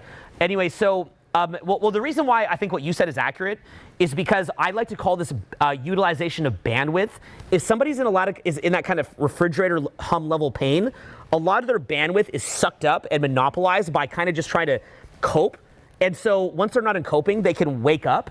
Oh, absolutely, and in fact, a lot of what I do is to deal with analyzing chemicals and the way it works, and so I love hearing it because it's so cool. Like when two experts get together, like you guys got to raise me and Owen, like we're friends and we hang out, but we don't often talk like this. We often talk about like kids and life.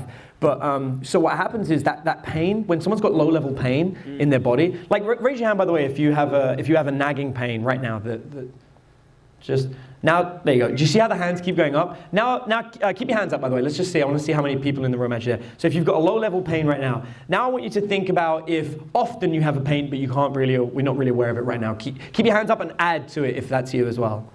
Okay, cool. Now raise your hand if you're uncomfortable. All right, that's good. So that's almost over half the room. So put your hands down. So here's what happens. When the body experiences pain, your body creates a chemical to let you know that pain exists. Now, I know a lot about this chemical because my son can't produce it. And so our family is very into this chemical. It's called cortisol. Now, what happens is when your body has cortisol, it is the body's way of saying, you need to do something to get rid of this. Now, you guys have sat here for hours not dealing with that pain. By you not dealing with that pain, your body starts to think that this is an unsolvable problem, and that starts to trigger excess cortisol. If you have it in your body, triggers depression, and depression leads to inaction. So if you have a back pain that troubles you or a sore foot or something and you don't deal with it, you let it go. We call it the leaky tap syndrome, where it's like, well, the tap's leaky, it doesn't really matter, it's okay. One day the tap explodes and you're like, oh, I can't believe it exploded today. And it's like, dude, that tap was leaky for a very long time, warning you this was a problem. That constant pain creates cortisol in your system that just stays there, low-level cortisol. And that cortisol over time triggers such a deep depression, and that depression manifests in a desire to do nothing. Because your brain is just trying to cope with that pain. So this is so funny, like Owen's talking about this and he understands it conceptually and he's seen it, but our family has to know it from a chemical level because of our son and because he can't create it. So yeah, dude, you're spot on. That is what's happening. His son he's talking about is the smartest kid I've ever seen in my life, by the way. Literally the smartest kid I've ever seen in my life. It's like kind of crazy. He actually frightens me. Like I don't want to talk to him. It's scaring me. It's like a kid like this big who's like, hello, welcome to, it's like really fucking freaky. Like that's going to be a very special kid. When he was 3, just to point out like how scary it is, we're like getting ready to go out for the place and he's got an older brother and his older brother wasn't ready yet. And I was like, all right, bud, come on, let's start going to the car. And the 3-year-old's like, but Dad, what about my brother? And I was like, oh no, he's coming. He's just like getting his shoes on in the other room. He'll be here soon. He goes, thank you, Father, because he assured me he wanted to come with us. Yeah, and I was no, like, it's really 3-year-old freaky. Kid, he assured you? Yeah. 3. Yeah, He's no, like, it's he really assured freaky. me he wanted to come, Dad. I'll be watching him. We'll see. We'll see what he does. Yeah, very interesting. But anyway, yeah, so I guess what we're kind of talking about here is a look in the pupil that you see in people. And I think this is such a deep topic. I think, as Adam was saying, you've got a combination of that suppressed pain, cortisol, and then because of that, they don't even have enough bandwidth to even socially calibrate. And I'll tell you, the degree of lack of social calibration that I see is incredibly intense in society. And it's to the point that I will give direct lessons about this in all sorts of videos, and I'll watch guys when they meet me skip over all those lessons despite the fact that they've been hearing it time and time. That's kind of why what I was saying to you when I was like, you watch all these videos where we've done transformation work with guys on stage, get them yelling and being more alpha and all that, and then you're still kind of doing it. I'm like, how are you not, like, how are you possibly, and again, I'm being such a dick, but like, I just want to know why. Like, this is my therapy now. I need you to tell me, how can you have watched all those videos and you still don't do it? And like, and like, I make video after video that's like, I'll do it and Jeff will start rolling his eyes like, oh, and we have like 300 videos where you make guys like learn how to use their voice and stuff. I'm like, they don't get it. They're never gonna get it. And for me, by the way, it's my single biggest pet peeve because when they can't express themselves, all the other advice we give won't work. So so it's like a fantasy camp of bullshit because they're sitting there and they're just like, they're writing down all these notes, but it doesn't matter what they write down because they can't even express themselves properly. What does it matter what you wrote down, bro? If you've got a bottleneck here. It's like you're trying to run a business, but you need like a certain influx of cash coming in to even run the business, but there's no cash. You're like, we're gonna hire this guy and this guy. You don't have any cash. This is like some kind of conceptual fantasy camp. So like if you don't have the stuff down that we're showing you here, in my view anyway, I'm just giving my opinion and my experience, but it's a lot of experience, I don't see that you're gonna be able to get the result that you want. And so again, I was talking about my buddy Aaron Dowdy, who has a YouTube channel, kind of a cool promotion for him there. But basically, when I look at him, one of the reasons that he really impressed me is as a guy without even a full team backing him, now he may be hiring some people at this point, but definitely his initial trajectory, that's my understanding. I could have got this wrong, but that's my pretty strong understanding, is basically Aaron has this sharp look in the eyes, which comes from great nutrition, great meditation, raising his vibration, dealing with his past pain, getting aligned with his values, and a big one, keeping promises to yourself. Every time you keep a promise to yourself, you raise that self-conviction, that self-belief, getting out there, meeting people, expressing yourself, solving problems. And so this is what we're trying to get through to you, but I'll see that kind of like, there's sort of like, I don't know if I would describe it like a glassiness. It's kind of like, it almost looks like the person's maybe stoned, like, but they're not stoned. I mean, maybe you are stoned. Now, the secret joke of this whole seminar, right? He's like, I've been high off my, the whole time, right? He sees it later, he's like, whoa. But like, and I see that, and it frightens me because I was lucky to have my dad kind of give me a hard time with the sports thing, and not to give me the participation trophy, and also I had a number of other different mentors that would really call me out.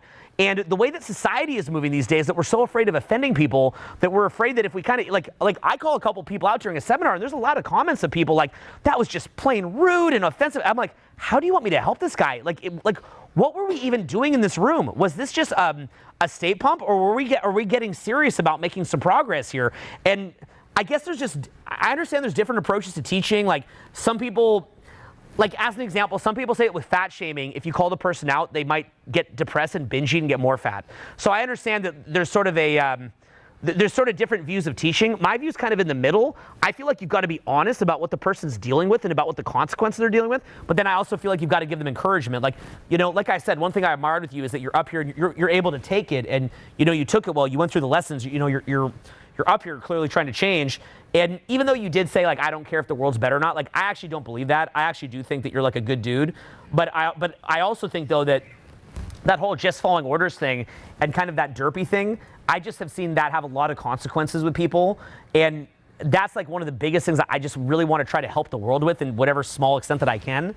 Because what I see when I go out, to me, in my like Owen view of the world, is I see a lot of people that essentially are kind of derping, easily manipulated, out of alignment with themselves, carrying a lot of trauma, stuffing the trauma. I mean, if you even listen to our music, it's like, get crunk, and like, that's super awesome. Like, I like music like that. Like, I'll kind of bump it, but at the same time, when I hear get crunk, what I hear is translation like, I have trauma, I'm getting medicated, I can't live with myself, so right now, I'm gonna medicate the crap out of this trauma and go crazy, ha ha ha. But by the way, when I medicate it, it's going to come back worse after the weekend in the form of hangover and further trauma. Ha ha ha. And, like, that's what I'm hearing. It's not super cool to me. It's not super cool at all. I mean, most of our society is loaded with drugs, alcohol, processed food, and mindless entertainment designed to, and I mean, the prescription rates in our society of, I guess, like Prozac, or they call it SSRIs. I mean, does anyone here know the numbers on that? It's something astronomical. 30%, I mean, geez, man, like, that's numbing the fire. Like, I understand there's probably a time and a place for everything. This probably has saved lives. Like, there's two sides to every story, and, you might have a doctor or a psychiatrist up here that's like, that pill saved lives, and I think that could be true, because I think we can kind of, like, take one side of it and not hear the other side of the story, and if we don't have somebody else here to represent that side of the story, it's not a complete picture. But I also think that even the people that would say that would admit that this stuff is terribly overprescribed. And the problem is where it gets, and this is where it gets even really kind of crazy too, we want to talk really crazy, is the healers that we have in our society are afraid of litigation. And so if you just give a pill and there's laws around that, just following orders, they said they're depressed, I prescribe the pill. Well, like, because what if you don't, here's the problem with this, right? What happens if you're that doctor or psychiatrist and you don't prescribe the pill? And then what if that person were to do harm to themselves? Well, now, because you tried to give them some reishi mushroom and some ginseng and turmeric, and, you had them jump around and laugh and get in line with their values and get back on their purpose. Like, to be fair, maybe the reason they're depressed is because they're not getting adequate nutrition, they're not getting adequate spiritual growth, they're not in their purpose, and that depression's trying to give them a sign. But if you try to fix them, maybe that one, if you deal with thousands and thousands of people, just statistically, if you deal with that many thousand people, at some point somebody could hurt himself, right? And then at that point, what might happen is that doctor is open to litigation. So they're just following orders too. They just give a pill. But that pill isn't solving the bigger problem. It's potentially numbing them further. To be fair, maybe it would numb them long enough to start solving the problem. And that's where I think psychiatry could be really good. But it's really scary that this is what's going on. I mean, even if you have kids, and you take your kids to the best hospital, say that your baby mama or wife or girlfriend, whatever it is, has just given birth, and probably needs some healing foods, maybe some vegetables or something. And what kind of food do you think guys think they're selling in that hospital? What do you think? Even the best hospitals, what do you think it is? It's a lot of like soy, canola oil based, like at best maybe like some like crackers with like Swiss, like Cheese Whiz type stuff, or McDonald's or Subway. And this is a house of healing. And then they're going to load you up with like vitamins and stuff. I remember with my second son, Dylan, when he was born, I had watched a documentary called Born in the USA and another one called The Business of Being Born or something like that. They're on Netflix about it. Now, to be fair, everything that I see, I always assume to a degree it's propaganda. So I do believe that those documentaries are kind of propaganda for midwives. Like they're making hospitals just look like the worst place ever, right? Everybody has their angle. So I'm not going to believe anything outright. I have a critical thinking towards that. But I remember one of the criticisms they gave of giving birth was that the mom is on her back and not able to move around. And in nature, the woman would be moving around, twisting. Well, then what happened? Check this out. This is really crazy. Now, I might have got this wrong. I watched it years ago, but I think this is like more or less what they're saying. But you know, it's many years since I've seen it. So they put the woman on her back. The baby's less likely to come out because it's like the worst position possible. But then the doctor, like to you, your baby's like the biggest deal ever, right? But what if you're a doctor who has to deliver a baby every day, and your nagging wife is saying, "Get home for dinner"? Well, at that point, you probably want to do what? What do you want to do? Do you want to sit there with her on her back while the baby doesn't come? What do you want to do then to get home on time for dinner? A C-section. So they administer, I think it's like Pitocin, and then sometimes that can actually help. It's actually like really good, but sometimes it doesn't. And then essentially what winds up happening is that they wind up doing this overabundance of C-sections. Well, look, if a C-section happens, I think C-sections are amazing. They can really save lives. Like, trust me, you want C-sections to exist. If you got a woman who maybe can't deliver that baby, those C-sections can really save lives. But that's meant to be as a backup. That's not meant to be the main way. And I mean, again, like, I don't want to give medical advice here. I'm just literally summarizing things that I've read. But you know how, like, again, it's getting really heavy, but my understanding, and again, I could have this wrong. I'm summarizing stuff that I read somewhere. Most women that I've met have had what's called a LEAP procedure. Do you guys know what a LEAP procedure is? So most women at some point, they get this like invisible virus called HPV. And sometimes that can manifest in warts, but most strains of it doesn't manifest as warts, but it eventually can manifest as cervical cancer. So tons of women will get cervical cancer from HPV. And if you ask your female friends, like in my experience, most of them have had a LEAP procedure. So they go in and they kind of laser out the HPV, these little irregular cells, before it becomes a problem. My understanding is that if a woman gives vaginal birth, again, I'll check this before I put it on video and see if this was true, and maybe I've got it half right. But my understanding is that they give vaginal birth, it actually shoots out the irregular cells.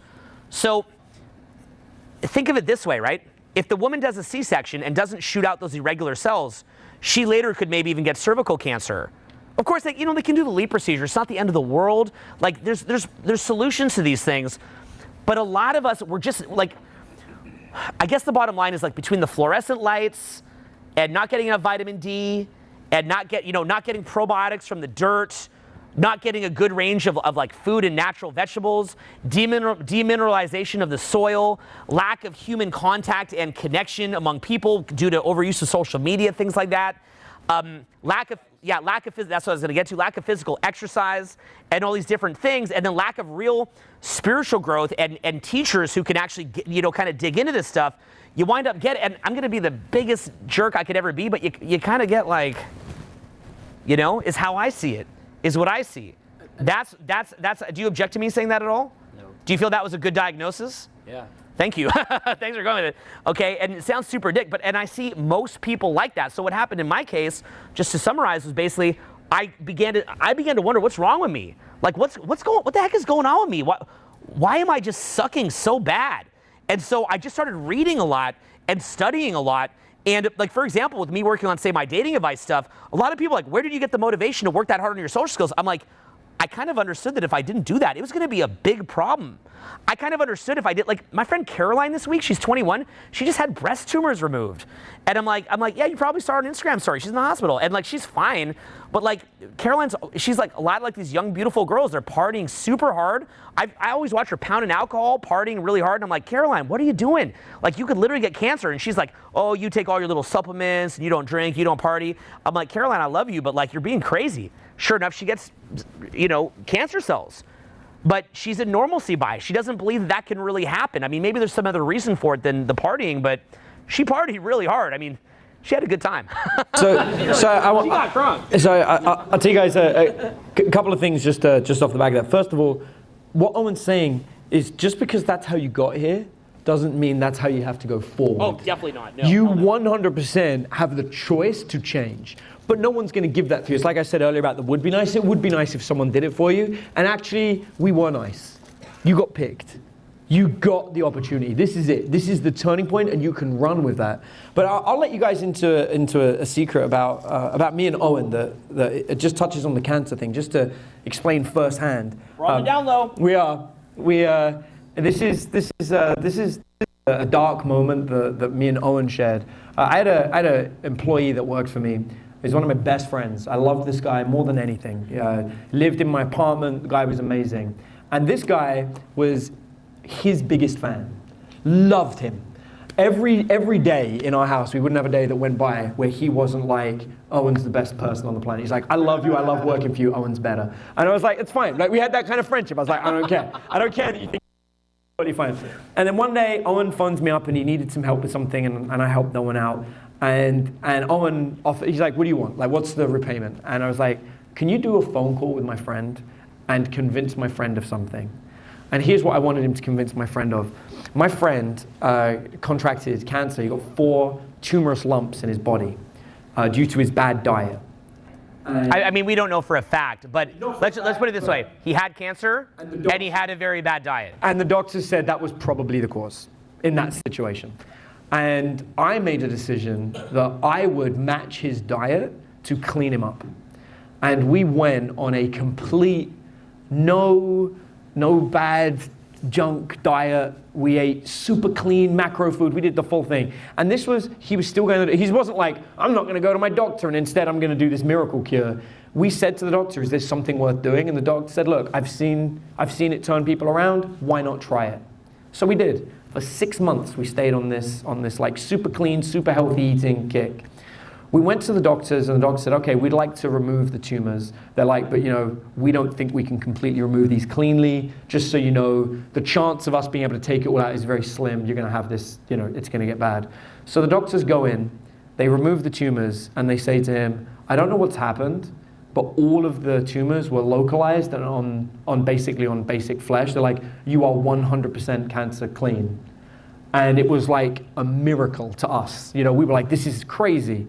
And so we stuck with this diet, but he was craving McDonald's. He was craving fast food. And he's like, well, I'll just slip one day a week, just slip a little bit.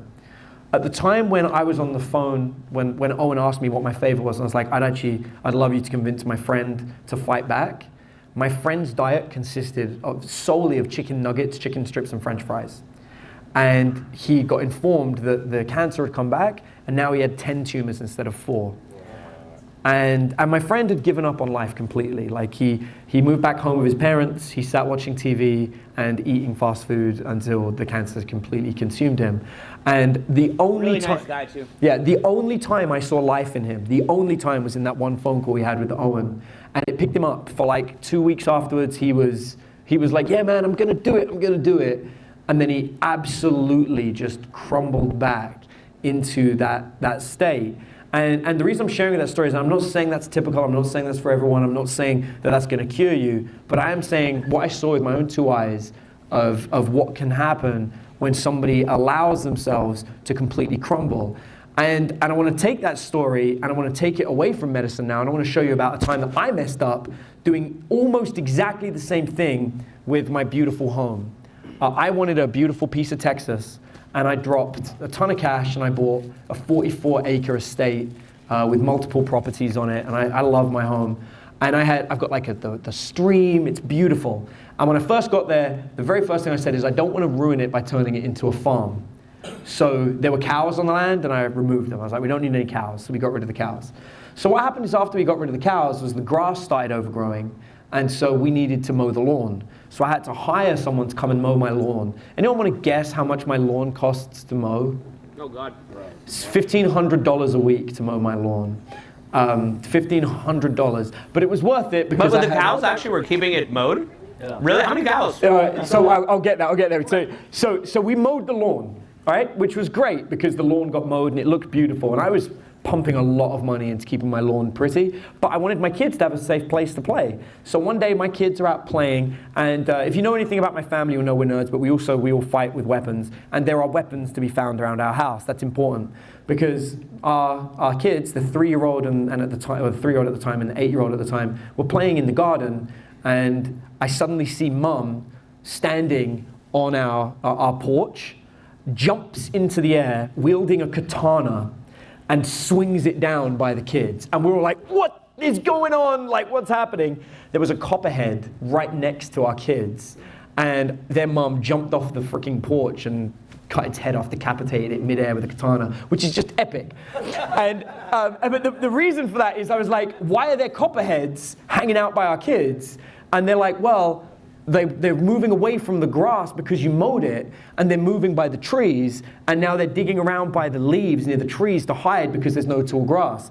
And so I went to like all these experts, and I was like, so we're mowing the lawn, how do we get rid of the snakes? And they're like, well, you can get these birds that will chase the snakes. So we got guineas, and then the guineas started scratching my Maserati and ruining the car, and I was like, how do I stop that? And the point is I went in this circle, and eventually I had this old farmer down the road that came to me, he's like, man, you just get cows on your land. They will keep the grass down, scare away the snakes. So now we have cows. And as a benefit, we get a 90% reduction in taxes because we own a farm. Wow. Yeah. So point being, nature has already worked out the solutions to your problems. And you can absolutely mow the lawn, get a katana to deal with snakes, and get rid of the cows. Or you can just put the cows back and let the land solve itself. Yeah, I love what he said there because, man, it really, I think we'll wrap, but guys, I think what it really comes down to is like, nature is here for you, and I think the analogy I'm trying to say is you got to tap into it. Like, what's become of you is not natural. It's actually, there's been a lot of people that have been, this is really messed up to say, but very subjective. I can't prove this, but I've just really spent years and years studying this because I wanted to know what was wrong with me. So I got to figure out what's going on with me. This is not good. Like, I could see clearly, whatever's happening with me, this is not going to end well. I understood that clear as day, even since I was much younger. And when I began to realize that a lot of people that are kind of doing their thing, they've imposed their will onto you. There's not enough of a core force that's there that says, no, boundary. This is what we're doing. This is who I'm going to be. And that force, like, a lot of these self-help seminars that you see, even the Anthony Robbins ones where he has guys cheering and chanting up and down, I know that you guys probably see that and you think it looks ridiculous. He's doing that with purpose. There's a reason why. He's literally trying to wake people up. He's trying to snap them out of it. A lot of what Julian does with the crying and releasing, he's trying to snap people out of it. Even a lot of stuff that we did over the years in the past with dating advice, getting people socializing, trying to put them under pressure, trying to get them into momentum, we're trying to snap them out of it.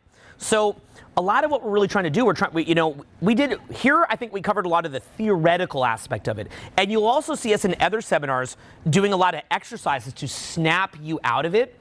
And it's not even just about me doing it, okay? Like I can do really cool stuff with you, but it's really about you too, okay? Like, you got to take action yourself. And really, again, nature will find a way to make it work, but you got to put the cows back. You know what I'm saying, right? Like, you got to make a decision to actually get your shit together. You got to make a decision to get your stuff together, and you've got to come out there swinging with a sense of urgency. Do you feel a sense of urgency after this? Yeah. Okay, so that's really what it's going to come down to. We got to have a sense of urgency and commitment and focus intensity, because transformation takes focus. It takes an exertion of energy. It's like it's kind of a bit of an explosion, right? When the butterfly is born, the caterpillar dies. That person who I was when I was younger, I have memories of the mental movie that I had when I was younger. I have memories of that mental movie, but understand that at my core, that person that I was when I was younger is dead. Okay? That person is dead. Because, yeah, I had the same mental movie, but the types of thoughts that I had, beliefs that I had, feelings in my body, and behavior is different. No different than me as a little kid playing with toys. Like, it's in there like Russian dolls. It's in there to an extent, but let's just say that something else has come through it and it's something new. So rather than saying dead, maybe I'd say something new has emerged. And that's what I want to see in you, and that's what we want to see in all of you, is something new which emerges. So we've covered upon that here today, and we've sort of gone into it, and there's many other seminars and exercises we'll do and videos that we'll do.